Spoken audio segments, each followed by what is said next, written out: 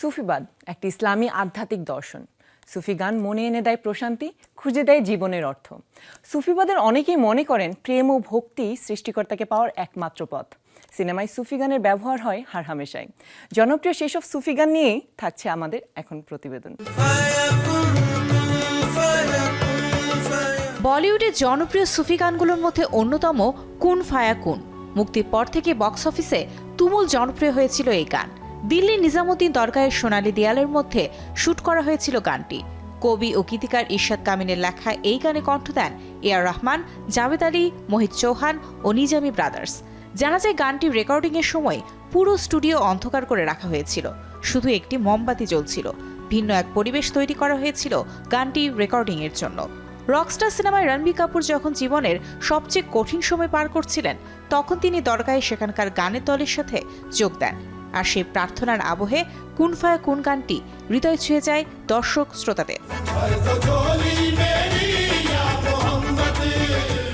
আরেক জনপ্রিয় গান ভর্ত জোলি মেরি ইয়া মোহাম্মদ। উর্দু কাওয়ালি এই গানটি লিখেছিলেন পূর্ণম এলাহিবাদী। 1970-এর দশকে সাবরি ভাতৃবর্গ সুর করেন গানটিতে। পরবর্তীতে 2015 সালের সিনেমা বজরঙ্গি ভাইজানে ব্যবহৃত হয়েছিল গানটি। সিনেমায় আদনান সামির কণ্ঠে গানটি নিয়ে যায় আবেগঘন এক পরিস্থিতিতে। সিনেমার এই গানটি মুক্তির পর থেকেই ব্যাপক জনপ্রিয়তা পায় দর্শকের কাছে। তেরে ইশক না চায়া সুফি ও কাওয়ালি ভক্তদের পছন্দের একটি গান।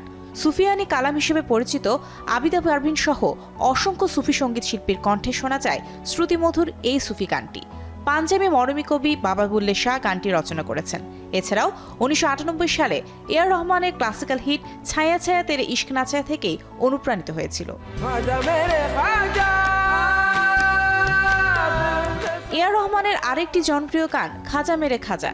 গানটিতে শ্রদ্ধাভরে স্মরণ করা হয় খাজা মঈনুদ্দিন চিশতিকে। গানটি প্রাণবন্ত সুর ও ব্যতিক্রমী কথা শ্রোতাদের আত্মসচেতনতার জায়গায় নিয়ে যায়।